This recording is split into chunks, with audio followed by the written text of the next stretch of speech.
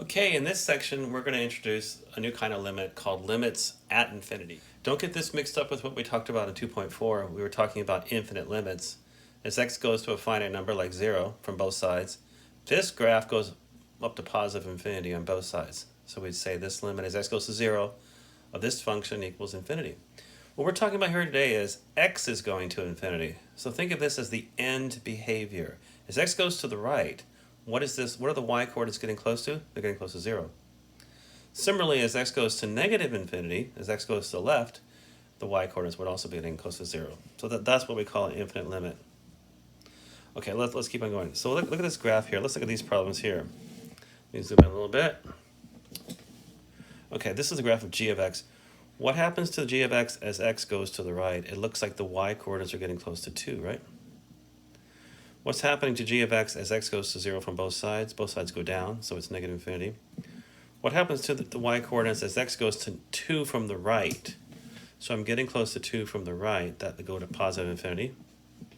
What happens to the graph, the y coordinates, as x goes to negative infinity? As x goes to the left, the y coordinates, look at, they're getting close to negative 1. What happens as x goes to 2 from the left? That's supposed to be a negative sign. So you're getting close to 2 from the left. It looks like the graph goes down to negative infinity. And the equations of the asymptotes, it looks like there's 4 asymptotes. There's 2 horizontal asymptotes. One is at 2, one is at negative 1.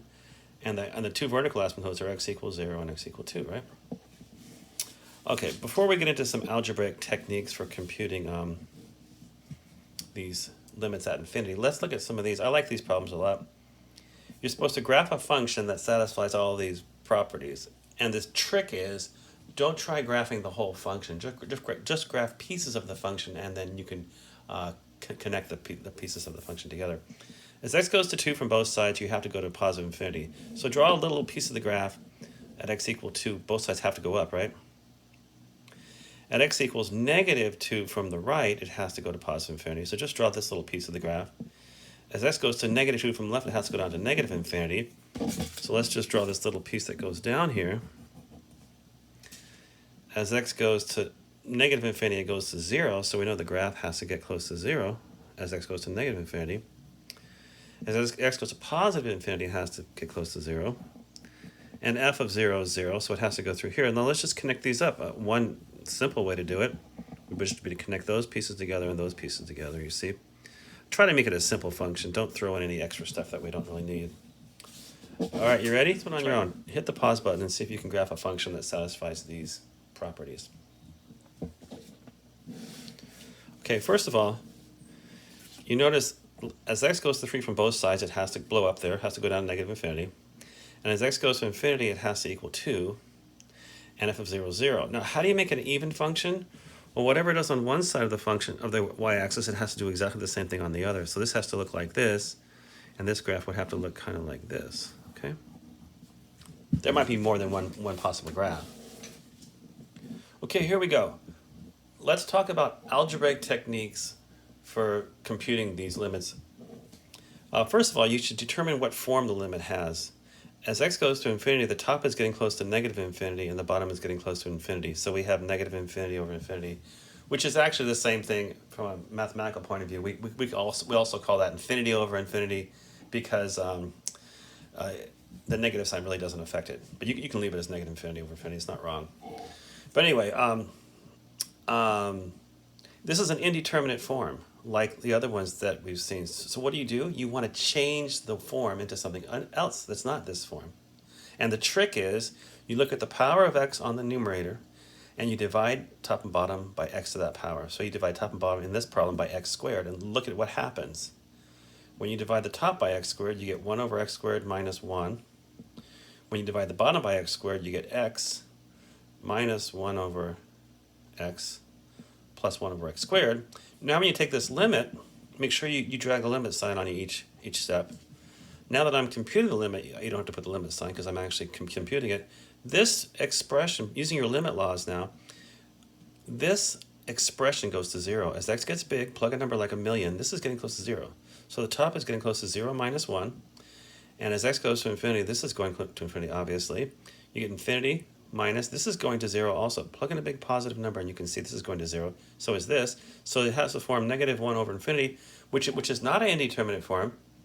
It's 0. So that's how it works. This one's similar. It's a little bit trickier. Again, the top is getting close to negative infinity as x goes to infinity. If you're not sure, just plug in a big positive number. And the bottom is getting close to infinity also. So it has the form negative infinity over infinity. Or you could even say infinity over infinity. It doesn't make a difference. But it's indeterminate. That's the point. It's indeterminate. So what we do is we divide the top and bottom by the biggest power of x on the top, which is x to the 3 halves. This is the same thing as x to the 3 halves, right? When you divide top and bottom by the biggest power of x, this becomes a 1 over square root of x, 1 over x to the 1 half, I should say. This becomes a 1. This becomes 2. This becomes 3 over x to the 1 half, and this becomes minus 5 over x to the 3 halves. Now when you compute the limit, this one goes to 0. Again, if you're having trouble seeing this, plug a big positive number in, you see this is getting close to 0. 0 minus 1 over 2 plus 0. Anyway, it's negative 1 half is your answer. So it works. Now these are kind of sneaky. Same idea though. The top is getting close to infinity, the bottom is getting close to infinity. The biggest power of x on the top is x squared, so you divide top and bottom by x squared. But what do you do with this square root of x to the 4th? It turns out, if you think about it, the square root of x to the 4th is the same thing as x squared as long as x is greater than, well, this is actually true for all x. But you can replace x squared with the square root of x to the 4th. So when you divide the bottom by x squared, the top is easy, you just get 1.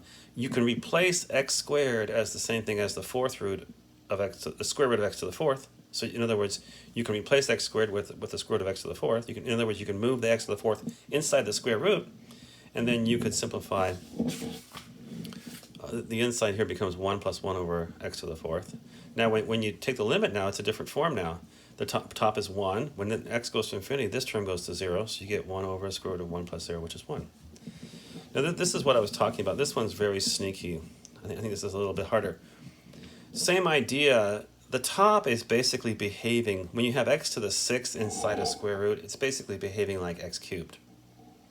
But, see how x is going to negative infinity? If x is a negative number, then the square root of x to the 6th is not the same thing as x cubed, it's the same thing as negative x cubed. You see, because if x is negative, you want to make these things positive, right? This is a positive number. If x is negative, to make this positive, you have to have a negative in front. So this is where it gets a little sneaky. So if you divide top and bottom by the biggest power of x, which is going to be x cubed, I'm actually going to divide top and bottom by negative x cubed. You could do either one, but negative x cubed actually works a little bit better, I think. The reason why I do that is because I can replace, since x is negative, I can replace negative x cubed with the square root of x to the 6, you see? And don't forget there's a negative on the bottom still, though. So you can replace this negative x cubed with the square root of x to the 6. You can bring it inside that square root. And then you can divide it. Now this, when you divide this up, you actually get 1 minus 2 over x to the 3rd. Almost done. So when you simplify this, and you take a limit as x goes to negative infinity, this still goes to 0, and this goes to 0. You get the square root of 4 over 1, which is 2. Why don't you try this one? Try this one on your own, okay? Hit the pause button, try this one. Okay, so here you're going to divide by x squared, right? It has the form infinity over infinity, which is indeterminate. That means you don't know what it is. It means you have to change the form. Indeterminate infinity over infinity could equal 2, it could equal negative 1, it could equal 0, it could equal infinity. So that's why we call it indeterminate. So we're going to change the form to a form that we can deal with. So we're going to divide top and bottom by x squared. That's just a trick that works. So it turns into this. Now when you let x get big positive number, this is going to 0, so are these two. The top is getting close to 3, the bottom is getting close to 0, so the whole thing gets close to infinity. By the way, you can always check this by looking at the graph of the function, right? Not a bad idea. All right, these last two are pretty sneaky. It's actually these last three. This one actually has the form infinity minus infinity. And the trick here is you're going to multiply by its conjugate. I'm going to go pretty quickly here, but you can hit the pause button and check this. When you multiply top and bottom of this expression by the square root of 9x squared plus x plus 3x, and you simplify it, it turns into this, and the 9x squares cancel, so you get x over this. So if you replace this expression with what it's equal to, now it has the form infinity over infinity, and now you can divide top and bottom by x, you see. So when you divide top and bottom by x, it's the same thing as the square root of x squared, as long as x is positive. you move the x squared inside, and you end up with 9 plus 1 over x inside the square root. So when you take the limit as x goes to infinity, this goes to 0. You get 1 over the square root of 9 plus 3, which is 1/6. Pretty fun, huh? All right, this one's interesting. This one, you have a sine squared x, which is it's oscillating between 0 and 1. So it's hard to know how to handle it. The squeeze theorem comes into play because you know that sine x squared is always going to be between 0 and 1. So if you replace 1 instead of sine x squared, this is actually bigger than this, right? And also furthermore, so sine x squared is always between these two numbers, and as x goes to 0, as x goes to infinity of 0, you get 0, and as x goes to infinity of this, you get 0. So since these two things go to 0, and this is between it by the squeeze theorem, the middle one goes to 0 too. Last one is kind of nice. You might want to use the graphical idea of this one. If you know what the graph of the log function looks like as x goes to 0 from the right, you first look at the inside function, and you realize the log function is getting close to negative infinity.